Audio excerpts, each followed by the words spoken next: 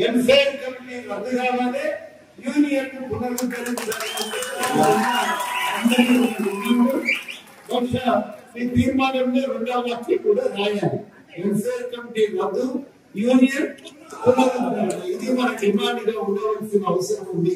Union ఎందుకు ఉండాలి అంటే కష్టాలను మన తరఫున మాట్లాడేది యూనియన్. పైసలు బలం పైసలలో ఉంటుంది, మన బలం యూనియన్ లో ఉంటుంది. మన ప్రాణమే యూనియన్. లేకపోతే మనవి కట్టు బానిసల కంటే కడహీనంగా చూస్తాం. యూనియన్ ఉంటే అడ్డగోలు డ్యూటీ వేస్తే అడుగుతుంది యూనియన్. యూనియన్ ఉంటే ఓవర్ టైం చేయించమని అడ్డగోలు తిరిగి పెడితే అడుగుతుంది. 14 గంటల డ్యూటీ వేస్తే 8 గంటల దాటి డ్యూటీ ఎట్లా చేయాలనేమని చెప్పి యూనియన్ ఉంటే అడగండి. యూనియన్ ఉంటే ఆరోగ్యం బాగాలేదు, ఏదో సౌకర్యం ఇవ్వండి, ఓవర్ టైం ఇవ్వండి, వాళ్ళకు కొద్ది రోజులు రిలీఫ్ ఇవ్వండి అని అడుగుతుంది. యూనియన్ ఉన్నట్టయితే మనల్ని రాజీ రంపాన పెట్టే మేనేజర్ ఉంటే హెచ్చరిక చేస్తారు. ఇట్లా చేయడానికి వీల్లేదు, మమ్మల్ని మనుషులుగా చూడాలని గుర్తు చేసేదే యూనియన్. కాబట్టి యూనియన్ ఉంటే మన జీవితం వేరే ఉంటుంది, మనం గౌరవంగా బతుకుతాం, ఆత్మగౌరవంతో సాగుతుంటాం. యూనియన్ లేకపోతే కొంచెం బాధిసం అయిపోతుంది. కేసీఆర్ పాలన జరిగింది ఏంటంటే యూనియన్ లేకుండా చేసింది. అది మనకి చాలా పెద్ద సమస్య. వాస్తవానికి అట్లా నడుపుడు కరెక్ట్ కాదు. యూనియన్ నుండి కార్మికులను గౌరవిస్తేనే ఇంకో 10 గంటలు ఎక్కువ చేయమన్నా చేస్తాం ప్రేమతో జరిగితే. కానీ ఒత్తిడి పెట్టి 2 గంటలు చేయమన్నా, నేను అర్ధగంట చేయమన్నా కార్మికులు చేయలేరు. ఆత్మగౌరవం పోయినట్టుగా ఎవరు కూడా మనుషులు సహించలేరు. ఆ మాట కేసీఆర్ అర్థం కాదు. అందుకని మిమ్మల్ని ప్రభుత్వంలో చేరుస్తాను, అన్ని మంచిదే కానీ మా యూనియన్ సంగతి నేను అడిగితే దానికి మాత్రం సమాధానం లేదు, ముందు చూపించింది మనకు. ఇవాళ మళ్ళా మనం యూనియన్ కాపాడాలి. మిగతా యూనియన్ కొంచెం ఆలస్యంగా ఇచ్చిన మంచిదే కానీ ముందు మా యూనియన్ మా తీయండి అందరూ అడుగుతున్నటువంటి మాట. దాన్ని నేను కూడా సంపూర్ణంగా బలపరుస్తూ ఇవాళ ఆర్టీసీ అనేది చాలా విధ్వంసం అయిపోయింది. బస్సులు తెలియదు, ఉన్న వాటిని ఉడబెట్టిండు, సర్వీసులు లేవు. మెగా కృష్ణారెడ్డికి అమ్ముకోవడం మొదలు పెట్టిండు. ఆ మెగా కృష్ణారెడ్డి బస్సులు నడుపుతాడు. ఆయనకే ఢిల్లీ వాళ్ళు బస్సుల కోసం కావలసిన పైసలు ఢిల్లీ వాళ్ళు ఆయనకే ఇస్తారు. ఆయన ఊరుకుంటేనే మేము పైసలు ఇస్తాం, కానీ మీరు ఆర్టీసీ తరఫున కొంటే మాత్రం పైసలు దగ్గరని వాళ్ళు హెచ్చరిక చేస్తున్నది అది కరెక్ట్ కాదు. ఢిల్లీలో ఉన్న కేసీఆర్ గవర్నమెంట్ ఏమో ఆయనైతేనే ముందు ఆర్టీసీ వద్దు అనే ఆలోచనకి ఆయనే నడిచి మొత్తం మీదైతే ఆర్టీసీని ఎక్కడికెక్కడ అమ్ముకోవాలి, ఆర్టీసీ ఆస్తులను ఆక్రమించుకొని వాటిల్లో కొంతమంది ఎమ్మెల్యేలు సొంతగా బిల్డింగ్లు కట్టుకునేవి కూడా ఉన్నాయి. మనకు చాలా ఎక్కువ ఆఖరికి మనల్ని ఇలా ప్రభుత్వం తీసుకున్నదంటే మన హక్కులను గుర్తించి గౌరవించి తీసుకోలేదు. ఆస్తుల కోసమే తీసుకున్నదని నాకైతే బలంగా అభిమానం అయితే ఉంటాయి. అది తీసుకుందాం అనుకుందామనే ఆలోచనలో దేశంలో కానీ మన హక్కులను కాపాడుదాం, పెంపొందిద్దాం, పనిచేయిద్దాం, ప్రజా రవాణా వ్యవస్థగా ఆర్టీసీని నిలబెడతామనే ఆలోచన లేదు. లేక మనమందరం కూడా ఆరంభమైపోయి చెట్టుకుదరం పుట్టకుదరం అయిపోయి కథానికరం అయిపోయి చివరికి ప్రభుత్వం వద్దు మేమొద్దనుకున్నాక నువ్వెందుకుండాలి నిర్ణయం చేసుకుని మనం ఓటు వేయలేదు.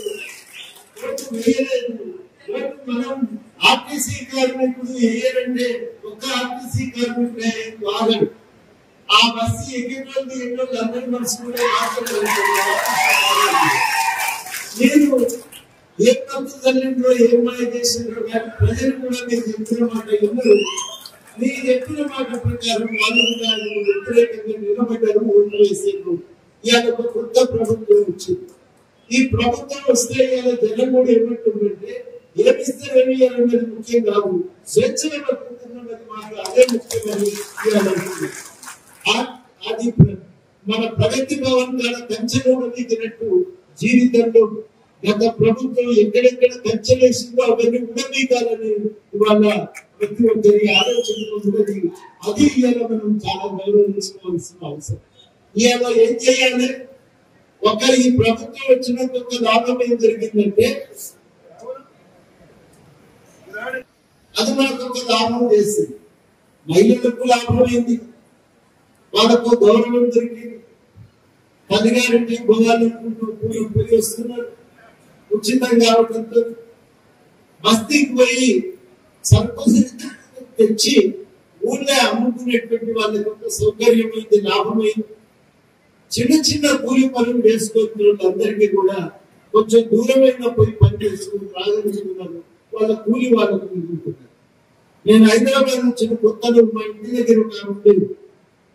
బస్సు కిరాయి వేసినందుకని కూలి దాచుకోవడానికి ముషీరాబాద్ దగ్గర నుంచి శంకర్మఠ్ నుంచి ముషీరాబాద్ దాకా సికింద్రాబాద్ దాకా నడుచుకుంటూ పోయి వచ్చేది.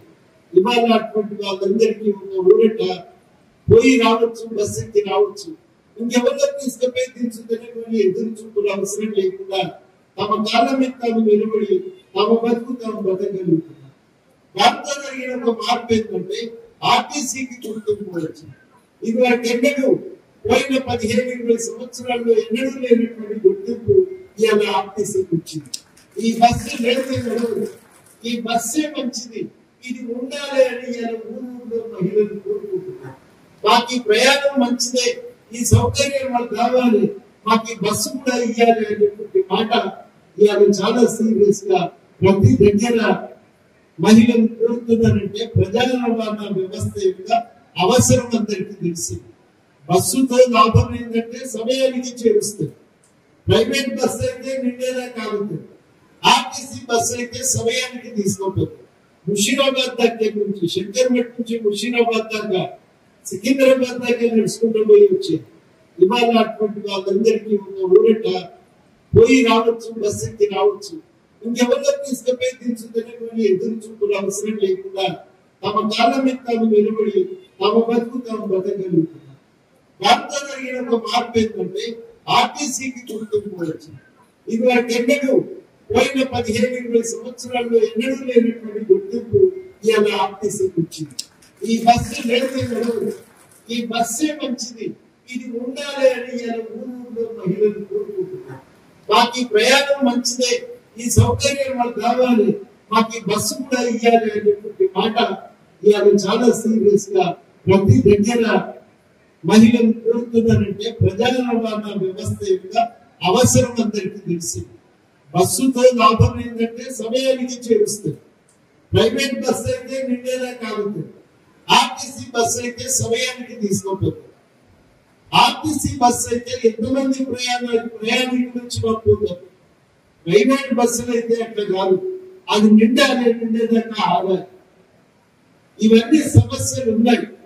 ఆర్టీసీ అయితే సమర్థవంతంగా యాక్సిడెంట్ జరగకుండా మన గమ్యానికి చేరుస్తుంది. ఆ సౌకర్యం మనకి ఎక్కడ ఉంటుంది. అన్ని విధాలుగా ఆర్టీసీ బస్సు ఎక్కే మనుషులు నెమ్మదిగా నిద్రపోతారు. ఇది గ్యారంటీ ఇంటికి తీసుకుపోతుందనే నమ్మకం. అట్లాంటి ఆర్టీసీని అలా పునరుద్ధరించేటువంటి ప్రయత్నం జరుగుతున్నప్పుడు మనమందరం సంబరపడాలి, దాన్ని ప్రోత్సహించాలి.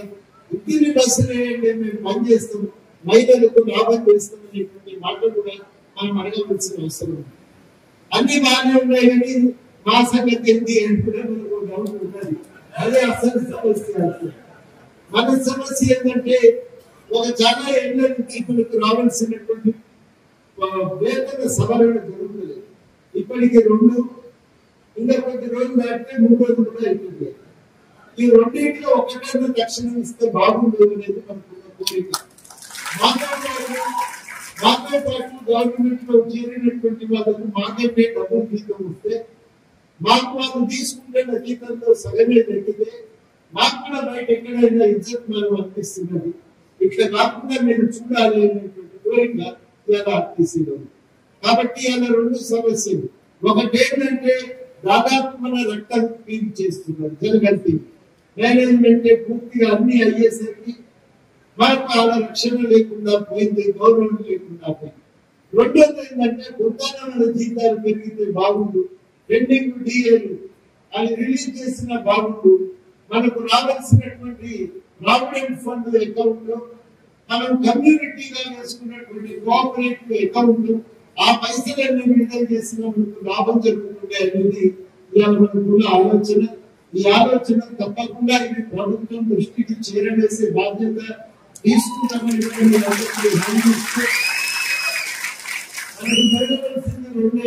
మన ఆర్థిక జీతాల సవరణ ఒకటి జరగాలి. రెండవది మనం అడిగేది ఏంటంటే ఆర్టీసీని పునరుద్ధరించాలి, గట్టిగా నడపాలి. మూడవది మనం అడిగేది ఏంటంటే మా యూనియన్ అంటూ మాకుంటే మేము రోజు కయ్యం పెట్టుకున్నాం, మాకు ఒక గౌరవం ఉంటుందా, గౌరవం లేకుండా మేము ఇంట్లో పనిచేసేది అనేది మాట. ఉద్యోగ భద్రత ఆటోమేటిక్ 3 విధాలు వస్తూనే ఉంటాయి. వీటిని మనం ఇలా కోరుతున్నాము. వీటితో పాటుగా ఇవాళ మనం అడిగేది ఏంటంటే ఇవన్నీ మార్పుల కోసం మనం ఇవాళ యూనియన్ పునరుద్ధరించబడితే మనకు తప్పనిసరిగా ఒక న్యాయం జరుగుతుంది.